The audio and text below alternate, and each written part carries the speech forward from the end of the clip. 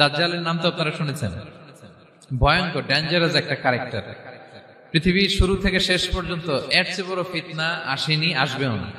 দাজ্জালের ফিতনা, সে তার এক চোখ থাকবে, আরেক চোখ এরকম বন্ধ থাকবে, এখানে লেখা থাকবে কাফারা। কোনোভাবেই তাকে দমানো যাবে না, হত্যা করা যাবে না। আল্লাহ নবী ঈসা আলাইহিস সালাম তাকে হত্যা করবেন। তো যে ব্যক্তি সূরা কাহাফ তেলাওয়াত করবে, সূরা কাহাফের প্রথম 10 আয়াত বিশেষ করে মুখস্থ রাখবে, আল্লাহ তাআলা উসিমা মিন ফিতনাতিদ দাজ্জাল, দাজ্জালের ফিতনা থেকে তাকে বাঁচাবেন। সূরা কাহাফের মধ্যে একটা শব্দ আছে ওয়ালিয়াতালাত্তাফ।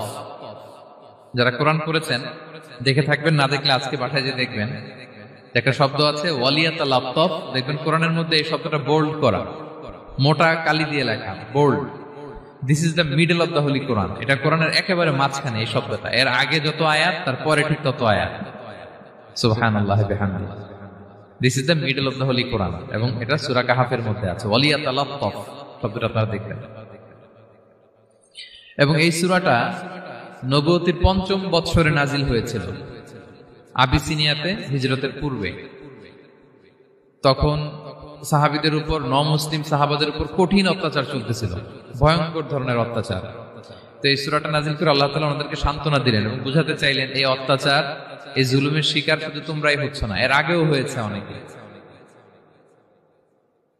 7 জন যুবক ছিল রোমান সাম্রাজ্যে, তারা তাদের ঈমান বাঁচানোর জন্য এরকম কষ্টের শিকার হয়েছিল, এবং তারা যে স্বপ্ন দেখেছিল সেই স্বপ্ন আল্লাহ তাআলা বাস্তবায়ন করেছেন। তো এই ঘটনাগুলো শুনিয়ে বেসিক্যালি মক্কার যে নও-মুসলিম সাহাবারা, তাদেরকে আল্লাহ তাআলা সান্ত্বনা দিচ্ছিলেন যে ফ্রাস্ট্রেটেড হওয়ার কিছু নেই। ওয়ালা তাহিনু ওয়ালা তাহজানু ওয়া আনতুমুল আ'লাউনা ইন কুনতুম মুমিনিন।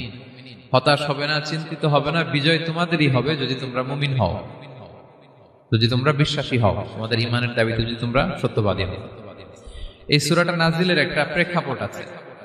মক্কার কুরাইশরা কোনোভাবেই যখন রাসূল সাল্লাল্লাহু আলাইহি ওয়াসাল্লামকে দমাতে পারছিল না, তখন তারা প্ল্যান করলো যে আমরা মদিনাতে যে মদিনার ইহুদিদের কাছ থেকে কিছু জেনে আসি। কারণ মক্কাবাসীদের নবী, রাসূল, ওহী, আখিরাত এগুলোর ব্যাপারে কোনো ধারণা ছিল না। তো ফলে তারা কুরাইশরা নজর ইবনে হারিস এবং উকবা ইবনে আবি মুঈত এই দুইজনকে পাঠালো, তোমরা মদিনায় যাও, মদিনায় ইহুদিরা থাকে, ইহুদিদের কাছে তাওরাত নাজিল হয়েছিল, they have idea regarding prophets and আখিরাত, আখিরাত কি, নবী কি, এগুলোর আইডিয়া তাদের আছে। তো তাদের দুইজনকে পাঠালো যে তোমরা যে তাদের জিজ্ঞেস করো যে আমাদের জ্ঞাতি ভাইদের মধ্যে থেকে একজন তো নবী দাবি করে, সে কি আসলে নবী কিনা, আমরা কিভাবে বুঝবো? তো যেই চিন্তা সেই কাজ, তারা গেল মদিনাতে, মক্কা থেকে মদিনায়, যে খুলে বললো যে আমাদেরই এক ছেলে, আমাদেরই এক লোক বয়স 40 হওয়ার পর থেকে বলে আমি নবী, আমার কাছে ওহী আসে, আল্লাহ আমার কাছে বাণী পাঠায়, আর তিনি আমাকে বাণী বাহক করে পাঠিয়েছেন তোমাদের কাছে। এটা আসলে সত্য কিনা, আমরা একটু কনফিউশনে আছি। তো ইহুদিরা বলল তোমরা যে তাকে 3টি প্রশ্ন করবে, যদি উত্তর দিতে পারে বুঝবে সত্য নবী। 1 নম্বরে জিজ্ঞেস করবে যে মুহাম্মদ বলো তো আসহাবে কাহাফ কারা, আসহাবে কাহাফ সম্পর্কে তোমরা কি জানো? যে সূরাটার নাম সূরাতুল কাহাফ। কাহাফ মানে হচ্ছে কেই, গুহা, মানে গুহাবাসী। 7 জন যুবক এই গুহার ভিতরে আশ্রয় নিয়েছিল ঈমান বাঁচানোর জন্য। মুহাম্মদ তুমি যদি সত্য নবী হও বলো এই ঘটনাটা কি। 2 নম্বরে তাকে জিজ্ঞেস করবে জুলকারনাইন বাদশা সম্পর্কে কি জানে, সে কিছু জানে কিনা।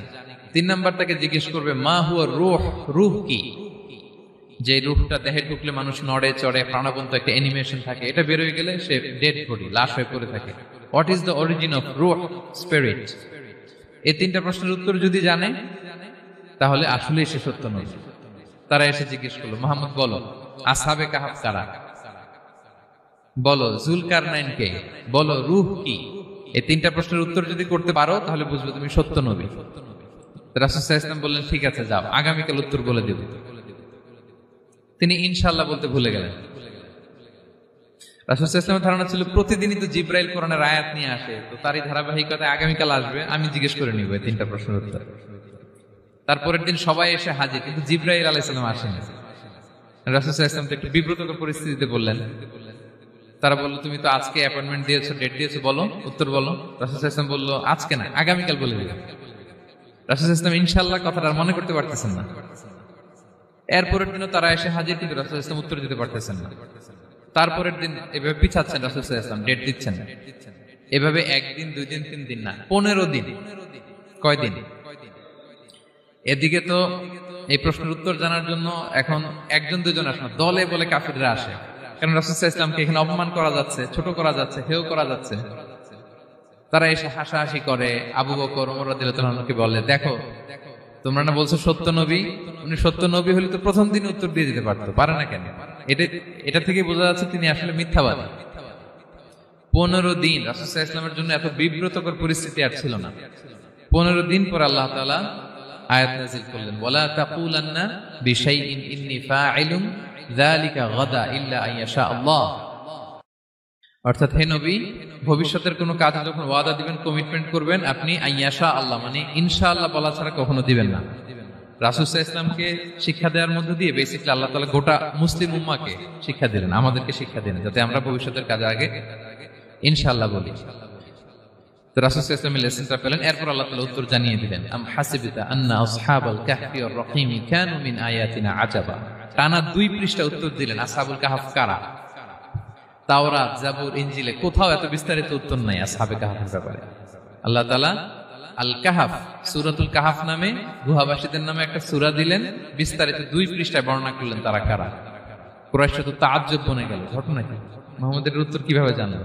সে তো কারো কাছে পড়ে নাই, লেখে নাই, এই দেশের বাইরেও কোথাও যায় নাই। দ্বিতীয় প্রশ্ন ছিল যুলকারনাইনকে আল্লাহ আয়াত নাযিল করলেন, ওয়াসআলুনাকা আন যিলকারনাইন কুল সাআতলু আলাইকুম মিনহু যিকরা। টানা আল্লাহ তাআলা প্রায় 1.5 পৃষ্ঠা, 1 পৃষ্ঠারও বেশি যুলকারনাইনের ঘটনা শোনালেন। আর রূহের কথা শোনালেন সূরা আল ইসরাতে, ওয়াসআলুনাকা আনির রূহ কুলির রূহু মিন আমরি রাব্বি ওয়া মা উতীতুম মিনাল ইলমি ইল্লা কালিলা। রূহ এটা আল্লাহর স্পেশাল একটা অর্ডার, আল্লাহর আদেশে এটা ঢুকে আল্লাহর আদেশে বের হয়। এটা কেউ ছুঁতে পারে না, ধরতে পারে না, দেখতে পারে না, এটা আল্লাহর পক্ষ থেকে একটা মিরাকেল। 3টা প্রশ্নের উত্তর যখন আল্লাহ তাআলা দিয়ে দিলেন, রাসূল সাল্লাল্লাহু আলাইহি ওয়াসাল্লাম তাদেরকে সাবলীল ভাষায় শুনিয়ে দিলেন। তারা অবাক হয়ে গেল। এইটা হচ্ছে সূরাতুল কাহফ নাজিল হওয়ার প্রেক্ষাপট। এরকম একটা সিচুয়েশনে নবুয়তির 5ম বছরে আল্লাহ তাআলা এই সূরাটা নাজিল করেছেন। এই সূরার কিছু ফজিলত আছে। রাসূল সাল্লাল্লাহু আলাইহি ওয়াসাল্লাম জুমার দিনে এই সূরাটা আমাদেরকে তেলাওয়াত করতে বলেছেন। আপনারা তেলাওয়াত করেন তো? সূরা কাহফ যদি জেনে না থাকেন আজকে থেকে করবেন। রাসূল সাল্লাল্লাহু আলাইহি ওয়াসাল্লাম বলেছেন যে জুমার দিনে যে এই সূরা কাহফ তেলাওয়াত করবে, মান ক্বারা সূরাতাল কাহফি ফি ইয়াউমিল জুমআতি আদাআ লাহু মিনান নূরি মা বাইনাল জুমআতাইন। 2 জুমার মাঝখানে আল্লাহ তাআলা এই জুমার সময়টাকে তার জন্য আলোকিত করে দেয়। কি করে দেয়? আলোকিত করে দেয়। একটা নূর তার জন্য সেট করে, এই নূর তাকে হেদায়েতের পথে অবশিষ্ট রাখে। এটা হচ্ছে একটা। তাহলে জুমার দিন আমরা সূরা কাহফ তেলাওয়াত করব, মনে করি এটা সুন্নাহ। জুমার দিনের সুন্নাহগুলোর মধ্যে থেকে একটা সুন্নাহ হচ্ছে সূরা কাহফ তেলাওয়াত করা। আবার আরেকটা হাদিসে রাসূল সাল্লাল্লাহু আলাইহি ওয়াসাল্লাম বলেছেন, মান হাফিযা 10 আয়াতিন মিন আউয়ালি সূরাতিল কাহফি উসিমা মিন ফিতনাতিদ দাজ্জাল। যে ব্যক্তি সূরা কাহফের প্রথম 10 আয়াত মুখস্থ করবে সে দাজ্জালের ফিতনা থেকে মুক্তি পাবে। তা আমরা দাজ্জালের ফিতনা থেকে বাঁচতে চাই কি চাই না? আমরা যেন সূরা কাহফের প্রথম 10 আয়াত মুখস্থ করি, সূরা কাহফ যেন জুমার দিন আমরা তেলাওয়াত করি। So now the question arises, what is the relationship of Suratul Kahf with Dajjal? দাজ্জালের সাথে সূরা কাহফের রিলেশনটার কারণ কি? একটা মেকানিজম তো এখানে আছে। এত সূরা থাকে, রাসূল সাল্লাল্লাহু আলাইহি ওয়াসাল্লাম কেন বলেন যে সূরা কাহফ পড়লে দাজ্জালের ফিতনা থেকে বাঁচবে? কারণটা কি? এর কারণ হচ্ছে দাজ্জাল আমাদেরকে যে সমস্ত জিনিস দিয়ে ফিতনায় ফেলবে, ওই ফিতনাগুলোর সলিউশন আল্লাহ তাআলা সূরা কাহফের ভিতরে রেখে দিয়েছেন। দাজ্জাল 4টা জিনিস দিয়ে আমাদেরকে ফিতনায় ফেলবে। That's trial of faith, 1 number. ঈমানের পরীক্ষা সে আমাদেরকে ফেলবে, আমাদের বিশ্বাস নিয়ে ছিনিমিনি খেলবে সে। এটার সলিউশন আছে সূরা কাহফ, আমি বলবো আস্তে আস্তে। 2 নম্বরে দাজ্জাল আমাদেরকে ফিতনায় ফেলবে, দ্য ট্রায়াল অফ ওয়েলথ, সম্পদ দিয়ে সে আমাদেরকে ফিতনায় ফেলবে। 3 নম্বর দ্য ট্রায়াল অফ নলেজ, জ্ঞান দিয়ে সে আমাদেরকে ফিতনায় ফেলবে। 4 নম্বর দ্য ট্রায়াল অফ পাওয়ার, ক্ষমতা দিয়ে সে আমাদেরকে ফিতনায় ফেলবে। দাজ্জাল 4টা জিনিস দিয়ে আমাদেরকে পরীক্ষায় ফেলবে। কয়টা? 1 হচ্ছে ঈমানি পরীক্ষা, 2 হচ্ছে সম্পদ দিয়ে পরীক্ষা, 3 হচ্ছে জ্ঞান দিয়ে পরীক্ষা, 4 হচ্ছে ক্ষমতা দিয়ে পরীক্ষা। সে ঈমানের পরীক্ষায় আমাদেরকে ফেলবে। সে এসে বলবে আমি তোমার রব, এবং এটা প্রমাণ করার জন্য যা যা দরকার আল্লাহ তাআলা তাকে সব দিবেন। সে সব করতে পারবে। সে বলবে আমি তোমার রব। যদি বিশ্বাস না হয়, তোমার বাবাকে যদি জীবিত করে বিশ্বাস করবে, অনেকে বলবে হ্যাঁ আমার আব্বাকে জীবিত করে দেখান, তো তার বাবাকে ঠিকই সে জীবিত করে ফেলবে। আসলে শয়তান তার বাবার সুরাত নিয়ে সামনে দাঁড়াবে, আরে তাই তো, এটাই তো আমার বাবা, এটাই তো আমার দাদা। মানুষ ফিতনায় পড়ে যাবে, ইমানের ফিতনায়। সে ভাববে আসলে এটাই বোধহয় আমার রব, এবং তাকে এত ক্ষমতা দেয়া হবে, তার ডান দিকে থাকবে জান্নাত, বাঁ দিকে জাহান্নাম, তার কাছে আল্লাহ এটা দিবে। যে তার কথা শুনবে তাকে সে জান্নাতে ঢুকাবে, কিন্তু জান্নাতে ঢুকে সে জাহান্নামের শাস্তি ভোগ করবে। এটা তার বাইরের মানুষ বুঝবে না, অ্যাপারেন্টলি এটা জান্নাত। আর যে তাকে মানবে না তাকে সে জাহান্নামে ফেলবে, কিন্তু জাহান্নামে ঢুকলেও সে জান্নাতের নাজ নেয়ামত ভোগ করবে। তাহলে এই যে ইমানের ফিতনায় সে ফেলে দিবে আমাদেরকে। তো ইমান কি করে বাঁচাবো, এটা সলিউশন আমি শোনাবো আপনাদের। 2 নম্বরে, সে আমাদেরকে সম্পদ দিয়ে ফিতনায় ফেলবে। যার যা লাগবে সে তাই দিতে পারবে, যা লাগবে। সে যদি আকাশকে বলে আকাশ বৃষ্টি দাও, যাকে তারা মানবে ওই এলাকায় বৃষ্টি হবে, সুজলা সুফলা শস্য শ্যামলা হবে, সে সমস্ত এলাকা ফল মূলে ভর্তি হবে, বরকত আর বরকত। আর যে এলাকার লোকেরা, জনপদের লোকেরা তাকে মানবে না, সে বলবে ওখানে বৃষ্টি হবে না, হবেও না, ওখানে খরা, দুর্ভিক্ষ, মাটি ফেটে চলছে, মানুষ না খেয়ে মরবে, মহামারী, দুর্ভিক্ষ দেখা দেবে। তখন বিশ্ববাসী মনে করবে এটাই বোধহয় আমাদের রব। তার মানে সম্পদ দিয়ে ফিতনায় ফেলে দেবে। 3 নম্বর হচ্ছে নলেজ। তার জ্ঞানের কাছে গোটা বিশ্ব হার মানবে। পূর্বের পরের যত জ্ঞান আছে সব আল্লাহ তাকে দিবে। ইলমুল আউয়ালিন ওয়াল আখিরিন, এমন কোন প্রশ্ন নেই যেটা দিয়ে তাকে আটকানো যায়। যাই জিজ্ঞেস করবেন সব জানতা, সব বলে দেয়। ভবিষ্যৎবাণী বলে দিবে, বলবে আগামীকাল ওইখানে অমুক দেশে বোমা বিস্ফোরণ হবে, হবে ওইখানে, ওখানে দুর্ভিক্ষ হবে, হবে, ভূমিকম্প হবে, হবে। সে যা বলবে তাই হবে। তার জ্ঞানের এই বহর দেখে মানুষ ফিতনায় পড়ে যাবে। 4 নম্বর হচ্ছে দ্য ট্রায়াল অফ পাওয়ার, ক্ষমতা। তার ক্ষমতার সামনে সবকিছু একেবারে ছিন্ন বিচ্ছিন্ন হয়ে যাবে, এত ক্ষমতা হবে তার। সে যেমনটি বলবে তেমনটি করতে হবে। বাতাসের চেয়ে দ্রুত বেগে সে এক দেশ থেকে আরেক দেশে চলে যাবে। তো তার এই সমস্ত অলৌকিক ক্ষমতা দেখে মানুষ ফিতনায় পড়ে যাবে।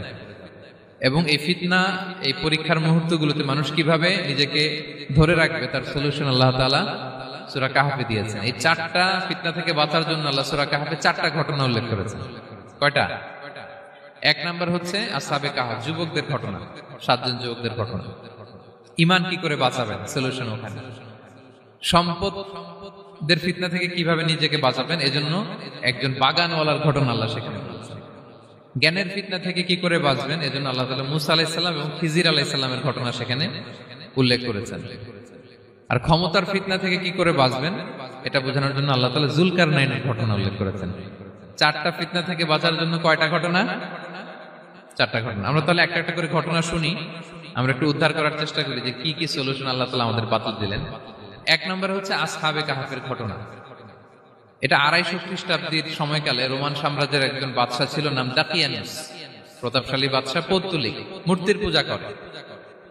ঈসা আলাইহিস সালাম বিদায় নিয়েছেন, 250 বছর হলো। তো সব নবীর ধর্মই কিন্তু ইসলাম, যদিও আমরা নাসারা বলি, ইহুদি বলি, সব নবীদের ধর্মই কি ইসলাম।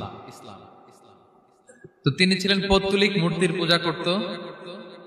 আর তার এলাকায় কেউ যদি ঈসা আলাইহিস সালামের নাম নিত, আখিরাতে বিশ্বাস করত, আল্লাহ বিশ্বাস করত, তাদেরকে তারা পাথর মেরে হত্যা করত। এজন্য ভয়ে কেউ ঈসাই ধর্মে ঈমান আনত না, মানে ইসলামে ঈমান আনত না। এই রাজার ভয়ে সবাই মূর্তির পূজা করত। কিন্তু 7 জন যুবক ছিল, তারা স্রোতে গা ভাসিয়ে দেয়নি। স্রোতের বিপরীতে তারা ঈমান নিয়ে দাঁড়িয়েছে।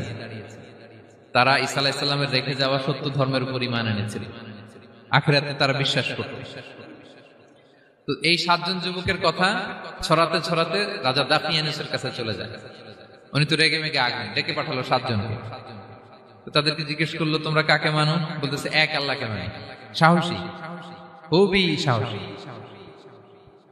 বলতেছে তুমি কি জানো তোমরা কার সামনে কথা বলতেছো? আমি তো তোমাদেরকে মৃত্যুদণ্ড দিতে পারি। তারা বলে দেন, কিন্তু আমরা সব বিসর্জন দিলেও ঈমান বিসর্জন দিতে পারবো না। সুবহানাল্লাহ।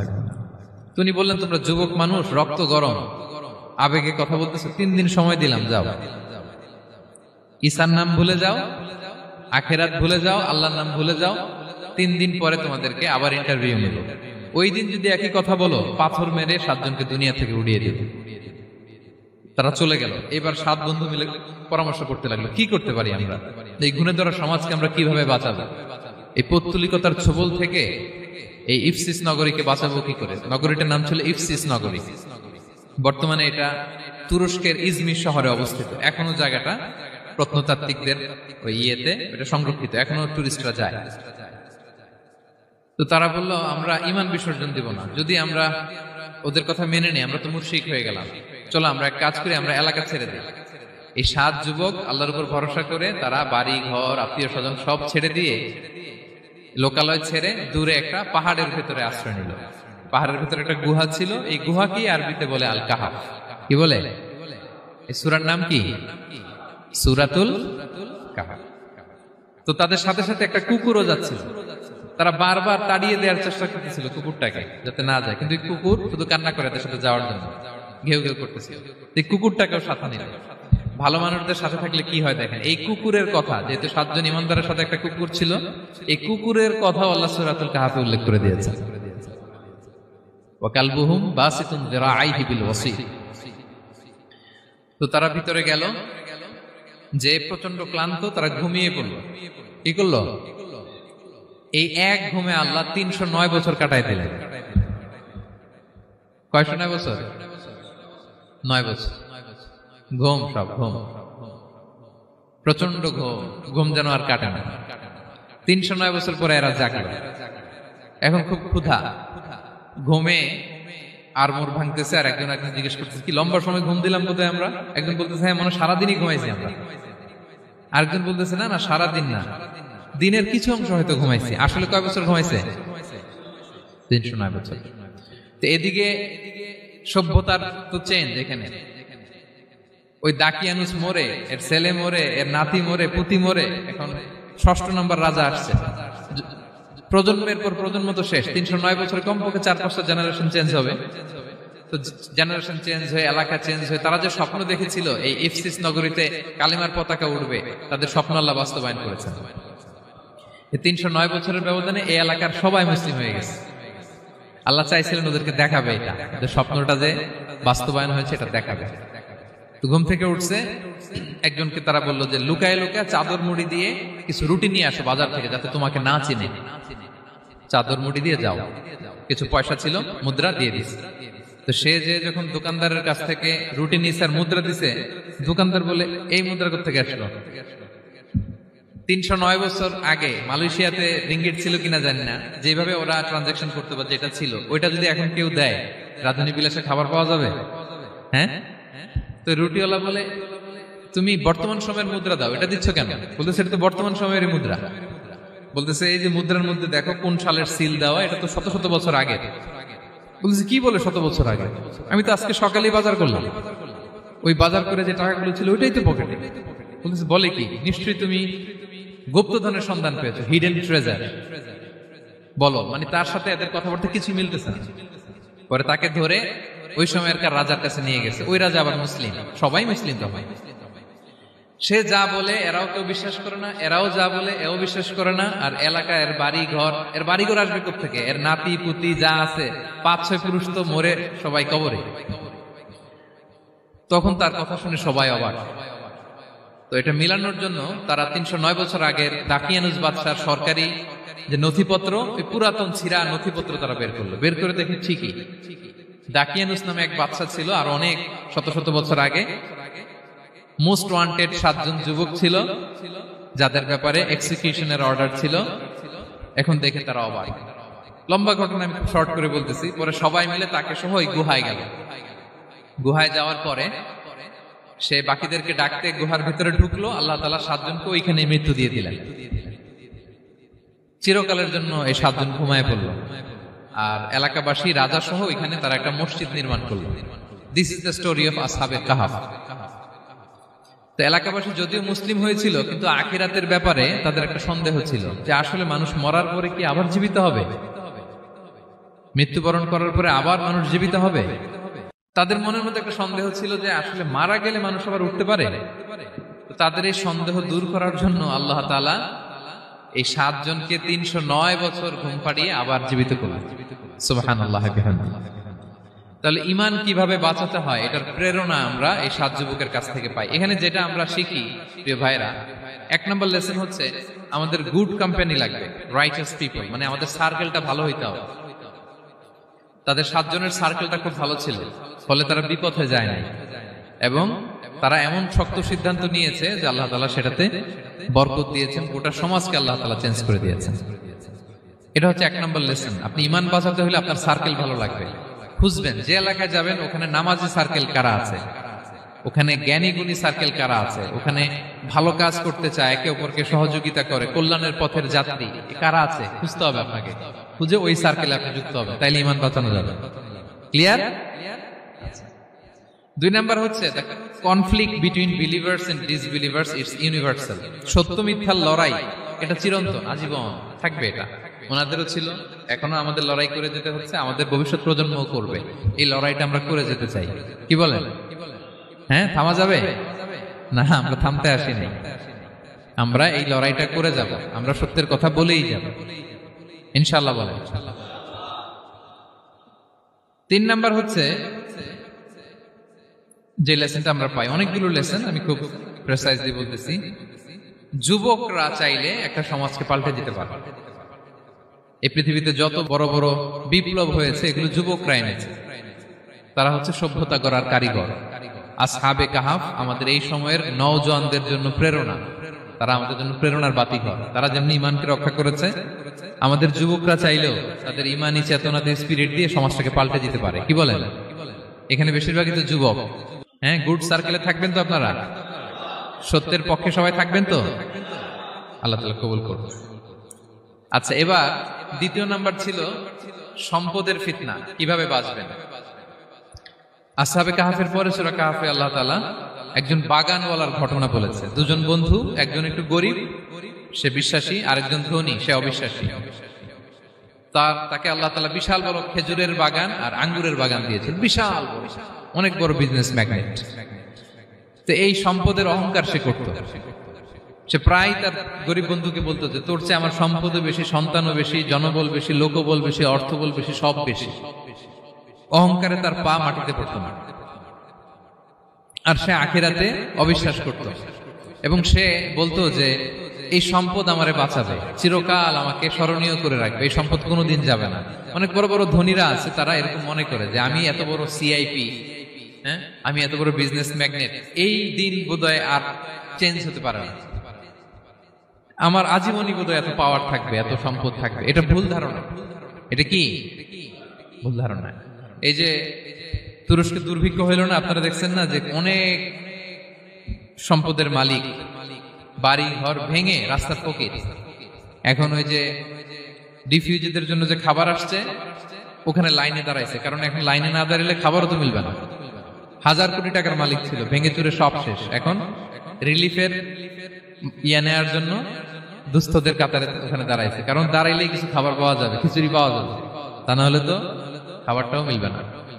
এই যে বঙ্গবাজারে আগুন লাগলো আমাদের বাংলাদেশে, 20টা-25টা দোকান ছিল অনেকের যাদের অন্যান্য বিজনেস আছে তারা হয়তো সার্ভাইভ করতে পারতেছে, কিন্তু এমন অনেক ব্যবসায়ী ছিল সব শেষ, জ্বলে পুড়ে তার টাকা পয়সা পুঁজি স্বপ্ন সব শেষ। তো ধনীকে গরিব বানাতে আল্লাহর 1 সেকেন্ডও লাগে না। ওই বিশাল প্রাসাদ থেকে টেনে ভাঙ্গা থালা হাতে দিয়ে রাস্তায় নামাইতে আল্লাহর কয় সেকেন্ড লাগে বলেন তো? 1 সেকেন্ডও লাগে না। সো এই লেসনটা কিন্তু আমাদের নিতে হবে। এবং ওই ব্যক্তির নসিবে তাই ঘটেছিল। সে যখন অহংকার করতেছিল, আল্লাহ তাআলা আকাশ থেকে হুসবান একটা আগুন পাঠালেন। ওই আগুন এসে তার আঙ্গুরের বাগান, তার খেজুরের বাগান, বিশাল মাইলকে মাইল এই বাগান জ্বালিয়ে পুরো মুহূর্তের মধ্যে সারখার করে, এবং মুহূর্তের মধ্যে সে পথের ভিখারি, ফকির। এই ঘটনাটা এনে আল্লাহ তাআলা সম্পদশালীদেরকে রিমাইন্ডার দিলেন যে এই সম্পদের ফিতনায় তোমরা পড়ে যেও না। আমরা সম্পদশালী হলে বাস্তবতা অনেক সময় ভুলে যাই। সূরাতুল হুমাযাতে আল্লাহ তাআলা বলেন ইয়াহসাবু আন্না মালাহু আখলাদা। সম্পদশালীরা মনে করে এই সম্পদ আমাকে চিরকাল বাঁচিয়ে রাখবে, চিরকাল বোধহয় এই সম্পদ আমার হাতে থাকবে। না, এটা হাতের ময়লা, আজ আছে কাল নাই, যে কোনো সময় চলে যেতে পারে। এটা হচ্ছে ম্যাটেরিয়ালিস্টিক আউটলুক, বস্তুবাদী চিন্তা থেকে এই আমাদের ধনী ভাইদের এই সমস্যাটা হয়। ভোগবাদী চিন্তার প্রভাব আর কি। সম্পদ যখন হাতে থাকে ধরাকে সরাজ্ঞান করে, মনে করে যে সবই আমার কন্ট্রোলে। না, আপনারে ওই গরিবের কাতারে আনতে, ওই রিলিফের সম্পদ নেয়ার জন্য ওই লাইনে দাঁড় করাইতে আল্লাহর 1 সেকেন্ডও লাগে না। এটা খেয়াল রাখতে হবে। আমরা যখন প্রাইভেট কারে চড়ি, মাঝে মাঝে অনেকে এসে হাত পাতে, এদেরকে ছোট করা যাবে না। গল্পটা আল্লাহ ভিন্ন করতে আল্লাহর 1 সেকেন্ডও লাগে না। ওইদিকে আমি দাঁড়ায় হাত পাততাম আর উনি প্রাইভেট কারে বসে থাকতো। আল্লাহ চাইলে এরকম করতে পারতেন না? পারতেন। তো এখান থেকে আমাদের জন্য শিক্ষা হচ্ছে, সম্পদ এটা ক্ষণস্থায়ী, আজ আছে কাল নাই। এটা ক্ষণস্থায়ী, এটাকে এভারলাস্টিং মনে করা যাবে না। এভারলাস্টিং হচ্ছে আখিরাত। ওয়ালাল আখিরাতু খায়রুল লাকা মিনাল উলা, আখিরাত তোমার জন্য দুনিয়ার চেয়ে শ্রেষ্ঠ। এবং আল্লাহ তাআলা দৃষ্টান্ত একটা দিয়েছেন যে দুনিয়ার জীবনটা হচ্ছে কামা, ওই পানির মতো, যেটা আনজালনাহু মিনাস সামা, আকাশ থেকে নাজিল করেছি। ওই পানি ক্ষেতের মধ্যে পড়ে ফসল, ফুল ফসল হয়েছে। এরপরে যখন ফসল কাটা হয়, ওই ক্ষেত খামার এগুলো তৃণলতা হয়ে যায়, ভুসির মতো হয়ে যায়। তখন বাতাসের ঝাপটায় একবার এদিকে যায়, একবার ওদিকে যায়। অনেক লম্বা উপমা, আমি সংক্ষেপে বললাম। তো শেষ আউটপুটটা হচ্ছে এটা, সম্পদ এটা মুহূর্তেই চলে যেতে পারে। সম্পদ উপার্জন জায়েজ আছে, মুসলিমরা সম্পদ উপার্জন করতে পারবে, কোনো অসুবিধা নাই। আপনি যদি ধনী হন এটা ভালো, ফলে আপনি যাকাত দিতে পারবেন, অসহায় দুস্থদের সহায়তা করতে পারবেন, কন্ট্রিবিউট করতে পারবেন। আপনি সম্পদ হাতের মুঠোয় নেবেন, কন্ট্রোল করবেন, কিন্তু এই দিকে স্থান দিবেন না। দ্যাটস ইট, তাহলেই হবে। আমরা সম্পদ কি করতে পারবো? উপার্জন করতে পারবো, কিন্তু হৃদয়ে স্থান দিতে পারবো না। হৃদয়ে স্থান থাকবে আখিরাতে। এই মাইন্ডসেট যদি আপনি গড়ে তোলেন, তাহলে সম্পদের ফিতনা আপনি কখনো করবেন না। এই পয়েন্টটা কি ক্লিয়ার সবার? ক্লিয়ার। 3 নাম্বার ফিতনা ছিল কিসের ফিতনা দেখি কে বলতে পারে? প্রথমটা হচ্ছে বিশ্বাস বা ঈমানের ফিতনা, 2 নাম্বার হচ্ছে সম্পদের ফিতনা, 3 নাম্বার জ্ঞানের ফিতনা। জ্ঞানেরও কিন্তু ইলমেরও একটা গরম আছে। যার ইলম আছে তার মধ্যে এই সমস্যাটা কাজ করে। সেটার জন্য আল্লাহ তাআলা মুসা আলাইহিস সালাম, খিজির আলাইহিস সালামের ঘটনা বলেন। আমি খুব সংক্ষেপে বলবো, সময় কম। মুসা আলাইহিস সালাম হচ্ছে বনি ইসরাইলের নবী, আর খিজির আলাইহিস সালাম কেউ বলেছেন নবী, কেউ বলেছেন আল্লাহর ওলি। আসলে আরবিতে ওনার নাম খদির, আমরা বাংলায় বলি খিজির। খদির মানে সবুজ। উনি যে কোনো জায়গায় বসলে ওখানে মরা গাছ, লতা পাতা এগুলো সবুজ হয়ে যেত। অনুর্বর এলাকার উপর দিয়ে হেঁটে গেলে ওটা উর্বর হয়ে যেত। তো মুসা আলাইহিস সালাম একবার ওয়াজ করতেছেন এইভাবে বনি ইসরাইলের সামনে, খুতবা দিচ্ছেন। হঠাৎ এক লোক দাঁড়ায় বলে, ইয়া নবী আল্লাহ, মান আ'লামু ফিল আরদ, বর্তমান পৃথিবীতে সবচেয়ে জ্ঞানী কে? মুসা আলাইহিস সালাম বলেন, ফাকালা আনা, আমি। কি বললেন? উনি আসলে ভুল কিছু বলেন নাই, কারণ প্রত্যেক জামানার নবীকেই আল্লাহ তাআলা সবচেয়ে বেশি জ্ঞান দিয়ে পাঠান, কারণ তার কাছে ওহীর জ্ঞান আসে, অদৃশ্যের খবর আসে, ইলমুল গায়ব আসে। কিন্তু এই উত্তরটা আল্লাহ তাআলার পছন্দ হয় না। আল্লাহ তাআলা চাচ্ছিলেন মুসা যদি বলতো আল্লাহ তাআলাই জানে কি জ্ঞানী বা আল্লাহই সবচেয়ে জ্ঞানী, এরকম হলে ভালো হতো। কিন্তু মুসা আলাইহিস সালাম কি বলছে? আমি। এখন প্রশ্ন করলো সবচেয়ে বড় জ্ঞানী কে? উনি কি বললেন? আমি। এই যে আমি আমি, এটাতে ঝামেলা আছে। আমি বড়, আমি জানি, আমি সব, দিস ইজ প্রবলেমেটিক। আল্লাহ এটা পছন্দ করলেন না। আল্লাহ তাআলা মুসা আলাইহিস সালামকে বললেন, মুসা তুমি যে বলছো তুমি জ্ঞানী, না তুমি জ্ঞানী না, তোমার চেয়ে বড় জ্ঞানী আছে। মুসা আলাইহিস সালাম বলে, তাই নাকি? আমার চেয়ে বড় জ্ঞানী কে?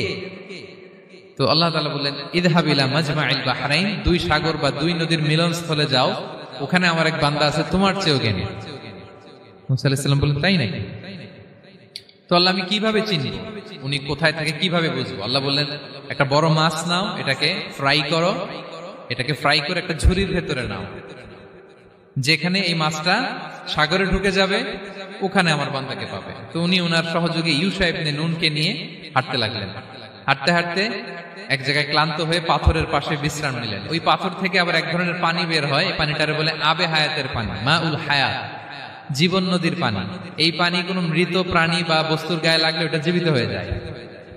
তো ওনারা পাথরে হেলান দিয়ে বিশ্রাম নিচ্ছিলেন। ওই পানি ওই ফ্রাই করা মাছের গায়ে লাগার সাথে সাথে মাছ জীবিত হয়ে ঝুড়ি থেকে বের হয়ে সাগরে ঢুকে গেছে। ওনারা আর খেয়াল করেন না। এরপর আবার হাঁটতে লাগলেন। হাঁটতে হাঁটতে যখন ক্লান্ত তখন বলে, এই ইউশা, আমাদের ওই মাছ ফ্রাই মাছটা দাও, এখন খাই। ঝুড়ি খুলে দেখে মাছ নাই। মাছ গেল কোথায়? তখন ইউশা বলল, হয়তো আমরা যে পাথরের ওখানে বিশ্রাম নিয়েছিলাম ওখানে আমরা মিসিং, ওখানে হারাই ফেলছি। চলো চলো, আরে ওইদিকে তো যাইতে হবে আমাদের। উনি গেলেন, যে দেখে মাছ যে জীবিত হয়ে বালুর দিকে নাড়াচাড়া করতে করতে সাগরে ঢুকে গেছে, ওখানে দাগ আছে। মুসা আলাইহিস সালাম ঢুকলেন সুরঙ্গ, ঢুকে দেখে চাদর গায়ে দিয়ে এক লোক শুয়ে আছে। সালাম দিলেন, আসসালামু আলাইকুম। ওই লোক চাদর আর সরায় না, ভিতর থেকে বলতেছে ওয়ালাইকুম আসসালাম। তো চাদরের ভিতর থেকে উনি বলে মান আন, তুমি কে? মুসা আলাইহিস সালাম বললেন আনা মুসা, আমি মুসা। উনি বলেন মুসা বনি ইসরাইল, বনি ইসরাইলের মুসা? বললেন হ্যাঁ। কেন এসেছো? এবার চাদর খুললেন, বলতেছে আপনার কাছ থেকে কিছু শিখতে আসছি। আল্লাহ বলছে আপনি নাকি সবচেয়ে বড় জ্ঞানী। আমি ভুল করে বলে ফেলছিলাম আমি, আল্লাহ বলছেন যে আপনি নাকি জ্ঞানী। বলতেছে না, তুমি আমার জ্ঞান নিতে পারবে না, ওই ধৈর্য শক্তি তোমার নাই। মুসা আলাইহিস সালাম বললেন যে আপনি যে কোনো শর্তে আমাকে একটু রাখেন কয়েকদিন আপনার সাথে, আমি রাজি। বললেন না, তুমি পারবে না। মুসা আলাইহিস সালাম জোর করতে লাগলেন, অবশেষে খিদির আলাইহিস সালাম রাজি হলেন। বললেন শর্ত হচ্ছে আমি যাই করি আর না করি আমাকে কোনো প্রশ্ন করা যাবে না। মুসা আলাইহিস সালাম বললেন ওকে। সফর শুরু হলো। সামনে নদী, এক লোক তাদের নৌকা দিয়ে নদী পার করাই দিল। নদী পারাপারের পর খিজির আলাইহিস সালাম লাঠি দিয়ে নৌকার তলাটা ছিদ্র করে দিলেন। মুসা আলাইহিস সালাম বললেন ইন্না লিল্লাহি, এটা আপনি কি করলেন? ওরা আমাদেরকে নদী পার করে দিল, আর যে ভাড়াটা আসছিল এটাও নিল না, আমাদেরকে সম্মান দেখলো, আপনি নৌকা ছিদ্র করে দিলেন। খিজির আলাইহিস সালাম বলছে এই যে আমি বলছিলাম না তুমি ধৈর্য ধারণ করতে পারবে না, যাও তোমার রাস্তায় তুমি, আমার রাস্তায় আমি। মুসা আলাইহিস সালাম আবার ক্ষমা চাচ্ছেন যে আপনি আমার ক্ষমা করেন, আমি তো ভুলে গেছি, আর প্রশ্ন করবেন। চলতে লাগলেন। হঠাৎ বাচ্চারা খেলতেছে, এক বাচ্চাকে ধরে হত্যা করলেন খিজির আলাইহিস সালাম। এবার তো মুসা আলাইহিস সালাম রেগে গেছে, আপনি করলেনটা কি?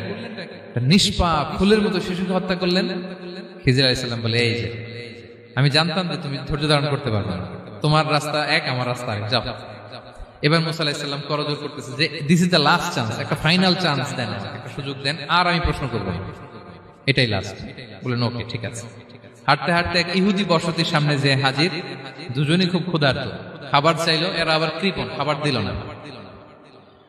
তো খিজির আলাইহিস সালাম বললেন ঠিক আছে, খাবার যেটা দিচ্ছেন আমরা চলে যাই। যাওয়ার পথে দেখতেছে এই এলাকার একটা দেয়াল ভেঙে পড়ে যাবে। তিনি বললেন মুসা চলো এটা ঠিক করে দেই। দুইজন মিলে প্রচন্ড ক্ষুধায় এটা সেটা এনে দেয়ালটা তৈরি করতেছে। মুসা আলাইহিস সালাম তো এমনিই রাগী, পেটে আবার ক্ষুধা, আবার বলছে কিছু বলাও যাবে না। তিনি এবার প্রশ্ন করেন, বলতেছে ওরা এত কিপটামি করলো আর আপনি এটা করে দিলেন, আপনি তো চাইলে এটা টাকা নিতে পারতেন, পারিশ্রমিক নিতে পারতেন চাইলে। এই কথা বলার পর খিজির আলাইহিস সালাম বললেন হাযা ফিরাকু বাইনি ওয়া বাইনি, এখানেই তোমার আর আমার সেপারেশন, আর সামনে আগানো যাবে না, তোমার কোনো ধৈর্যই নেই। তো এতটুকু তোমাকে আমি বলি যে আমি একটাও আল্লাহর আদেশ ছাড়া করি নাই, আল্লাহর আদেশে আমি করেছি। কি? এক নম্বর হচ্ছে ওই যে আমাদের ভাড়া নিতে চাইলো না, আমাদেরকে পার করে দিল, নৌকাটা ছিদ্র করেছি কারণ এই এলাকায় একজন জালিম বাদশা আছে, সে নৌকা পেলেই গরিব মাঝিদের নৌকা সিজ করে নিয়ে যায়। তো এটাকে যখন তলায় ছিদ্র করে দিছি, এ রাজার লোকেরা এসে দেখবে যে এটা তলা ছিদ্র, তো পানি ঢুকতেছে, এটা নিবে না, ওরা পরে সামহাও এটা রিপেয়ার করে চালাইতে পারবে। মুসা আলাইহিস সালাম বলে সুবহানাল্লাহ, তাই তো, এটা তো আমি বুঝতে পারি নাই। আর ওই ছোট শিশুটাকে হত্যা করছি, ও অনেক বড় জালিম হবে এলাকা, তার ফিতনায় এলাকাবাসী তটস্থ থাকবে, সে তার মা বাবাকেও জাহান্নামে নেবে, এজন্য আল্লাহ তাআলা আদেশ দিয়েছেন আমাকে, আল্লাহর আদেশে আমি তাকে হত্যা করেছি। মুসা আলাইহিস সালাম বললেন তাই তো, এটা তো অনেক ভালো কাজ করছেন। তাইলে তো বলতেছে তাহলে ওইটা বলেন, খাবারও দিল না, এত কৃপণ, এদের দেয়াল কেন ঠিক করতে গেলেন আপনি? তখন তিনি বললেন যে আসলে এটা একটা ইয়াতিমদের ঘর ছিল, দুইটা ইয়াতিম শিশু, তাদের বাবা মা খুব ভালো ছিল, আর এই দেয়ালের নিচে আছে গুপ্তধন, এই দেয়ালটা পড়ে যাবে, এই গুপ্তধন তারা ছোট মানুষ নিতে পারবে না, এলাকাবাসী তাদেরকে বঞ্চিত করে নিয়ে যাবে। আমি দেয়াল গড়ে দিলাম যাতে করে তারা যখন প্রাপ্তবয়স্ক হয় নিজেদের সম্পদ নিজেরা বুঝে নিতে পারে। সুবহানাল্লাহ ওয়া বিহামদিহি। মুসা আলাইহিস সালাম বলে তাই তো, এগুলো তো আমি বুঝতে পারি নাই। তো এই ছিল খুব সংক্ষিপ্ত পরিসরে মুসা আলাইহিস সালাম খিজির আলাইহিস সালামের ঘটনা।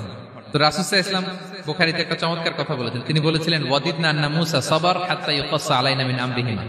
রাসূল সাল্লাল্লাহু আলাইহি ওয়াসাল্লাম বলেছিলেন ইস, আমার ভাই মুসা যদি আরেকটু ধৈর্য ধরতো তাহলে আরো কিছু অজানা তথ্য আমরা জানতে পারতাম। এখান থেকে, এই ঘটনা থেকে আমরা কি শিখলাম?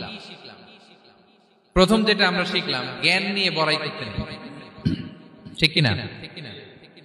জানার কোনো শেষ নেই, জাননেওয়ালার উপরও জাননেওয়ালা আছে, জ্ঞানীর উপরও জ্ঞানী আছে। আপনি কিছু জেনেই মনে করবেন না আমি সব জানি, আপনার চাইতেও বেশি জ্ঞানী অনেকে আছে। অনেক সময় বক্তার চাইতেও শ্রোতারা অনেক জ্ঞানী, হয়তো এখানে এমন অনেক জ্ঞানী লোক আছে যার ধারে কাছেও আমরা কেউ নেই, হতে পারে। সো আমি সব জানি, এটা ভুল, এটা শয়তান বলে। এটা কে বলে? শয়তান বলে। আবু নাওয়াস একটা কবিতা লিখেছেন, ওয়াকুল লিমান ইয়াদঈ ফিল ইলমি ফালসাফাতান হাবাসতা শাইআন ওয়া গাবাত আনকা আশিয়াউ। কেউ যদি বলে আমি সব জানি, তুমি তাকে বৃদ্ধাঙ্গুলি দেখিয়ে বলো আপনি কিছুই জানেন না, আপনি অল্প কিছু জেনেছেন, জানার এখনো অনেক বাকি। তাহলে মুসা আলাইহিস সালামের এই ঘটনা জিজ্ঞেস করা হলো কে জ্ঞানী, উনি বললেন আমি জ্ঞানী। এরকম কি আমরা কখনো বলবো না? সবচাইতে বড় জ্ঞানী কে? ওয়া ফাওকা কুল্লি যী ইলমিন আলিম, সবচাইতে বড় জ্ঞানী আল্লাহ তাআলা। সো জ্ঞান নিয়ে আমরা অহংকার করব না। 2 নম্বর যে শিক্ষাটা আমরা পাই, ওই যে নৌকা দিয়ে পারাপার হচ্ছিল, তখন একটা চড়ুই পাখি এসে সাগরের মধ্যে মুখ দিয়েছিল। তো খিজির আলাইহিস সালাম বললেন, মুসা তুমি কি চড়ুই পাখিটা দেখতে পাচ্ছ? হ্যাঁ দেখতে পাচ্ছি। চড়ুই পাখিটা যে সাগরে মুখ দিয়ে দেখতে পাচ্ছ? হ্যাঁ দেখতে পাচ্ছি। তখন খিজির আলাইহিস সালাম বললেন, চড়ুই পাখিটা সাগরে মুখ দিয়ে পানি খাওয়ার পরে চড়ুই পাখির ঠোঁটে বা চঞ্চুতে যতটুকু পানি লেগে আছে, এই পানিটা হচ্ছে তোমার আমার এবং মহাবিশ্বের আমাদের সকলের জ্ঞান। আর এই মহাসাগরের সকল পানি হচ্ছে আল্লাহ তাআলার জ্ঞান। আল্লাহ তাআলা বলেছেন, ওমা উতিতুম মিনাল ইলমি ইল্লা কালিলা, আমি তোমাদেরকে একেবারে অল্প জ্ঞান দিয়েছি, একেবারে অল্প। এই রহস্যে ঘেরা এই মহাবিশ্বের অনেক কিছু আমাদের অজানা। প্রিয় ভাইরা, আমরা অনেক কিছু জানি না, আমাদের এই লিমিটেড নলেজে এগুলো ধরে না, তারপর আমরা জ্ঞানের বড়াই করি। আপনারা উপমাটা বুঝতে পারছেন? একটা নৌকা থেকে চড়ুই পাখি ঠোঁট দিয়ে পানি খাচ্ছে, পানি খাওয়ার পরে স্বভাবতই চড়ুই পাখির ঠোঁটে একটু পানি তো লাগবে। খিজির বললেন যে এই পানিটা হচ্ছে তোমার আমার পৃথিবীর সবার জ্ঞান, আর এই সাগরের বাকি পানিগুলো কার জ্ঞান?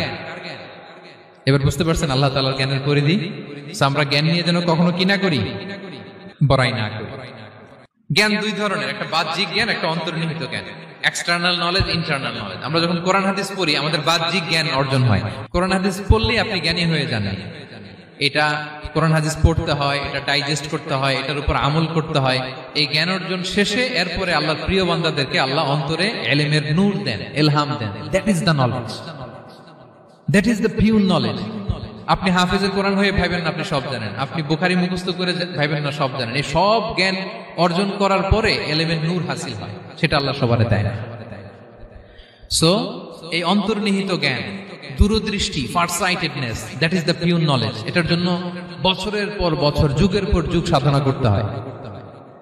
সেটার জন্য এই জ্ঞান অর্জনের জন্য 3টা জিনিস করতে হয় ইলমের নূর অর্জনের জন্য। কয়টা?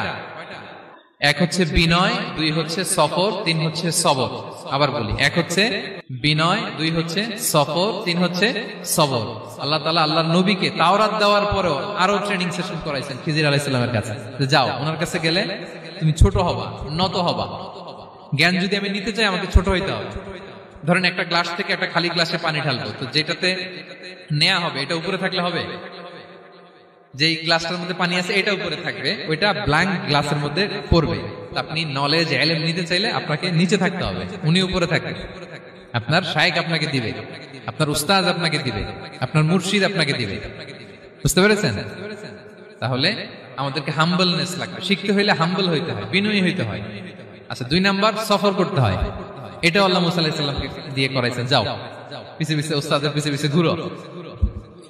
তো এজন্য সফর করতে হয়। এখন ঘরে বসে অনেক কিছু জানা গেল, উস্তাদের সান্নিধ্য লাগে, সফর করতে হয়। আমাদের ক্লাসিক আলেমরা হাদিস কালেকশনের জন্য শহরকে শহর সফর করতেন। এখনো আমাদের আলেমরা দেওবন্দে যায়, মিশরে যায়, মদিনায় যায়। এখানকার মালয়েশিয়ান স্টুডেন্টরাও দেশে বিদেশে যে নলেজ অর্জন করে। সফর আপনাকে লাগবে। তাহলে বিনয়, সফর, 3 নম্বরে কি? সবর। ধৈর্যশীল হইতে হবে। দেখেন মুসা আলাইহিস সালাম বারবার প্রশ্ন করে ফেলতেছেন, বারবার ওয়াদা ভঙ্গ করতেছেন। এরকম করলে হবে না, ধৈর্য লাগবে। ধৈর্যের বলে বলিয়ান হলে তখনই আপনার মধ্যে ইলম আসবে। তাহলে জ্ঞানের ফিতনায় পড়ার আর আমাদের কোনো সম্ভাবনা আছে? আমরা বিনয়ী হব, আমরা জ্ঞান আল্লাহর দিকে ফিরাই দেব, আমরা বলবো উনি সবচেয়ে ভালো জানেন। পারা যাবে তো ইনশাআল্লাহ? আচ্ছা, আমি একেবারে শেষ পর্যায়ে চলে আসছি, 2 মিনিটের মধ্যে শেষ করে দিচ্ছি। 3 নাম্বার ছিল কিসের ফিতনা? 4 নাম্বার ক্ষমতার ফিতনা। এই ফিতনা থেকে বাঁচার জন্য সর্বশেষ আল্লাহ তাআলা যুলকারনাইনের ঘটনা বলেছেন। অনেক বড় বাদশা ছিলেন, পৃথিবীতে 4 জন বাদশা গোটা বিশ্ব শাসন করেছেন। 2 জন কাফির, 2 জন মুমিন। কাফির একজন হচ্ছে নমরুদ, যিনি ইব্রাহিম আলাইহিস সালামকে আগুনে ফেলেছিলেন। আরেকজন হচ্ছে বখতে নাসার, যাকে ইংরেজিতে বলে নেবুচারনেজার দ্য সেকেন্ড, দ্বিতীয় নেবুচারনেজার। তারা কোনো নির্দিষ্ট এরিয়ার বাউন্ডারির বাদশা না, গোটা বিশ্বের বাদশা ছিলেন। এই 2 জন কাফির। আর 2 জন বাদশা ছিলেন গোটা বিশ্বকে শাসন করেছেন, তারা ছিলেন মুমিন। একজন হচ্ছে সুলাইমান আলাইহিস সালাম, আল্লাহর নবী। আরেকজন হচ্ছে যুলকারনাইন, গোটা বিশ্ব শাসন করেছেন, প্রাচ্য থেকে পাশ্চাত্য সব জায়গায় তিনি গিয়েছেন, ইসলামের বাণী প্রচার করেছেন, জালিমদেরকে শায়েস্তা করেছেন। তো এরকম দিক বিদিক তিনি জয় করতেছিলেন। অনেকে জুলকারনাইনকে আলেকজান্ডার দ্য গ্রেটের সাথে গুলিয়ে ফেলে না। ম্যাসিডোনিয়াতে যে আলেকজান্ডার দ্য গ্রেট ছিল, উনি আর জুলকারনাইন এক নন। জুলকারনাইন হচ্ছে আল্লাহ তাআলার প্রিয় একজন বান্দা, অনেক বড় সাহসী বীর পুরুষ ছিলেন, গোটা বিশ্বে ইসলাম প্রচার করেছেন। করতে করতে করতে করতে অনেক বড় ঘটনা, আমি সব শেষের ঘটনাটা বলি। উনি জর্জিয়া, বর্তমান যে জর্জিয়ার তিবলিসি এরিয়া, এখানে এসে একটা এলাকার সন্ধান পেলেন, যারা ওনাকে এসে বলল যে এখানে একটা জঙ্গলি গ্রুপ আছে যাদের নাম ইয়াজুজ মাজুজ, তারা এসে আমাদের উপর হামলা করে। হে জুলকারনাইন, আমরা আপনাকে ট্যাক্স কালেক্ট করে দিচ্ছি, আপনি তাদের মাঝে আর আমাদের মাঝে একটা প্রাচীর তৈরি করে দেন। আপনারা ইয়াজুজ মাজুজের নাম শুনেছেন না? ইংরেজিতে বলে গগ ম্যাগগ। নূহ আলাইহিস সালামের 4 সন্তান ছিল, হাম, সাম, ইয়াফাস, কানাআন। এই ইয়াফাসের বংশধর হচ্ছে ইয়াজুজ মাজুজ, জঙ্গলি, হাজার হাজার শুধু বংশ বিস্তার করে। তারা এসে লোকালয়ে মানুষের উপর আক্রমণ করে, তাদের গবাদি পশু এগুলো ছিনিয়ে নেয়, ফলমূল খেয়ে ফেলে। তো জুলকারনাইন বাদশার কাছে যখন বিচার দেওয়া হলো, উনি বললেন ঠিক আছে, তোমাদের ট্যাক্স দেয়া লাগবে না, তোমরা শারীরিক পরিশ্রম করে আমাকে সাহায্য করো। তো উনি বর্তমানে হচ্ছে এক পাশে কৃষ্ণ সাগর, ব্ল্যাক সি, আরেকদিকে কাস্পিয়ান হ্রদ বা কাস্পিয়ান সাগর, এর মাঝখানে 1200 কিলোমিটার লম্বা মাউন্টেন রেঞ্জ, পাহাড়ি এরিয়া, আপনারা গুগলে দেখবেন। এইখানে 2 পাহাড়ের মাঝখানে ফাঁকা জায়গায় তিনি বড় বড় লোহার পাত প্রথিত করলেন, গেড়ে দিলেন। এরপরে তামা, সীসা গালিয়ে বিশাল একটা ওয়াল তৈরি করলেন। এটা জুলকারনাইন উনার বানানো ওয়াল বা ড্যাম, প্রাচীর। এখন আর ইয়াজুজ মাজুজ আসতে পারে না, ওরা আর আসতে পারে না। ওরা প্রতিদিন এটা ভাঙার চেষ্টা করে, কিন্তু ভাঙতে ভাঙতে আরেকটু ভাঙলেই ভেঙে যাবে। ওরা বলে আগামীকাল ভেঙে ফেলবে, ইনশাল্লাহ বলতে ভুলে যায়। এজন্য এরপরের দিন এসে দেখে আবার এটা আগের মতো হয়ে আসছে। কিয়ামতের আগ দিয়ে ওদের মধ্যে এই ইনশাআল্লাহর প্রেরণা আসবে। তাদের একজন বলে উঠবে, আগামীকাল ইনশাআল্লাহ আমরা এটা ভেঙে খান খান করে দেব, ঠিকই ভেঙে ফেলবে। তখন তারা ভেঙে চুরে কুটি কুটি ইয়াজুজ মাজুজের দল এসে হামলে পড়বে। সামনে পড়বে তাবারিয়া সাগর, একদল এসে তাবারিয়া সাগর এমন ভাবে খাবে, এই দল যাওয়ার পরে আরেক দল এসে এখানে যে সাগরে যে পানি ছিল এটা কল্পনাই করতে পারবে না। তারা পৃথিবীতে ফিতনা ফাসাদ করবে। ঈসা আলাইহিস সালাম তখন আসবেন, দোয়া করবে আল্লাহ তাআলার কাছে মুমিনরা, একটা মহামারী দিবে আল্লাহ তাআলা ইয়াজুজ মাজুজের মধ্যে, ওরা মরে যাবে সব। এরপর বিশাল এক পাখি এসে তাদেরকে আল্লাহর মর্জি মাফিক এমন এক জায়গায় ফেলে আসবে, কেউ জানবে না। তো তারা যে পচে গলে মাটির সাথে মিশেছিল, এই গলিত লাশ থেকে মাটি খুব উর্বর হয়ে যাবে। এরপর আল্লাহ তাআলা পৃথিবীর মধ্যে বারাকা দিবেন, কিছু রোপণ করলে তাড়াতাড়ি ফুলে ফেপে বড় বড় ফলমূল হচ্ছে। তো এটা কিয়ামতের আলামতের অন্য কোনো আলোচনায় হয়তো আমরা বলবো। তো জুলকারনাইন তিনি বিশাল এখানে প্রাচীর তৈরি করে দিয়েছিলেন, এবং প্রাচীর তৈরি করে দিয়ে তাদেরকে বলেছিলেন যে যতদিন আল্লাহ তাআলা চাইবেন এটা থাকবে, এবং যেদিন আল্লাহ তাআলার আদেশ আসবে এটা ভেঙে খান খান হয়ে যাবে। তার মানে দেখেন, এত পাওয়ারফুল, এত শক্তিশালী, এত ক্ষমতাধর হওয়ার পরেও তিনি তার ক্ষমতাকে কার দিকে ফিরিয়ে দিয়েছেন? যে আল্লাহ যতদিন চাইবে এই প্রাচীর টিকে থাকবে, যেদিনই আল্লাহ তাআলার আদেশ আসবে এই প্রাচীর ভেঙে খান খান হয়ে যাবে। সো আমরা ক্ষমতার দেখা পেলে, চেয়ার একটা পেলে, আমরা যেন জালিম হয়ে না উঠি, এটা হচ্ছে এখান থেকে শিক্ষা। আমরা যেন জুলুম না করি। উনি সম্পদের মালিক ছিলেন, ক্ষমতার মালিক ছিলেন, কিন্তু উনি যে আল্লাহর বান্দা এটা ভুলে যান নাই। আমরা যখন ক্ষমতাশীল হই, আমরা যখন প্রধানমন্ত্রী হই, আমরা যখন প্রেসিডেন্ট হই, আমরা যখন পাওয়ারফুল হই, আমাদের সবচেয়ে বড় পরিচয় যে আমরা আব্দুল্লাহ, আল্লাহর গোলাম, এটা আমরা ভুলে যাই। আমাদের আসল পরিচয় কি? আমরা আল্লাহর গোলাম। আমরা যে আল্লাহর গোলাম, এই চিন্তাটা, এই সেন্সটা যদি আমাদের মাথায় থাকে, তাহলে ক্ষমতা আমাদেরকে দাম্ভিক বানাতে পারে না, আর ওই ক্ষমতা আমাদেরকে ফিতনায়ও ফেলবে না। তাহলে সম্মানিত সুধী, দাজ্জাল কয়টা জিনিস দিয়ে আমাদেরকে ফিতনায় ফেলবে? 4টা। দ্য ট্রায়াল অফ ফেইথ, ইমানের পরীক্ষা; দ্য ট্রায়াল অফ ওয়েলথ, সম্পদ দিয়ে পরীক্ষা; দ্য ট্রায়াল অফ নলেজ, জ্ঞানের পরীক্ষা; দ্য ট্রায়াল অফ পাওয়ার, ক্ষমতার পরীক্ষা। আর ইমানের পরীক্ষায় উত্তরণের জন্য আল্লাহ তাআলা আমাদেরকে এই সূরায় আসহাবে কাহফের ঘটনা শুনিয়েছেন, যে 7 জন যুবক তারা তাদের ইমানকে হেফাজত করেছিল। সম্পদের ফিতনা থেকে বাঁচানোর জন্য আল্লাহ তাআলা আমাদেরকে এক বাগানওয়ালার কাহিনী জানিয়েছেন, যে সম্পদ পেয়ে তোমরা দাম্ভিক হয়ে যাও না, এটা আজ আছে কাল থাকবে না। জ্ঞানের পরীক্ষা থেকে আমাদের মুক্তির জন্য আল্লাহ তাআলা অনেক বড় করে আল্লাহ নবী মুসা আলাইহিস সালাম এবং খিজির আলাইহিস সালামের ঘটনা শুনিয়েছেন, আমাদের বুঝিয়েছেন যে আমাদেরকে বিনয়ী হতে হবে, জ্ঞানের জন্য সফর করতে হবে এবং সবর করতে হবে। সব শেষে আল্লাহ তাআলা ক্ষমতার ফিতনা থেকে বাঁচানোর জন্য ক্ষমতাধর, আমরা তো একটা দেশের মালিক হই এখন, অমুক দেশের প্রেসিডেন্ট, অমুক দেশের প্রধানমন্ত্রী, উনি গোটা বিশ্বের প্রতাপশালী রাজা ছিলেন জুলকারনাইন, তারপরেও উনি যে আব্দুল্লাহ, উনি যে আল্লাহর গোলাম, এটা তিনি ভুলে যাননি। তাহলে এইভাবে যদি আমরা এই ফিতনাগুলো থেকে বাঁচার চেষ্টা করি, তাহলে এই ফিতনা থেকে আমরা বেঁচে থাকতে পারবো। এবং দাজ্জাল যদি এই মুহূর্তেও আসে, সে আমাদেরকে বিভ্রান্ত করতে পারবে না। পারবে? পারবে না ইনশাআল্লাহ। ইনশাআল্লাহ বলেন। আর ভবিষ্যতের সব কাজের আগে আমরা সবসময় কি বলবো? মনে থাকবে সবার? আল্লাহ তাআলা আমাদের সবাইকে কথাগুলো বোঝার ও আমল করার তৌফিক দান করুন। হাযা মা ইনদি ওয়াল ইলমু ইনদাল্লাহ আলাইহি তাওয়াক্কালতু ওয়া ইলাইহি উনীব। ওয়াসসালামু আলাইকুম ওয়া রাহমাতুল্লাহি তাআলা ওয়া বারাকাতুহু।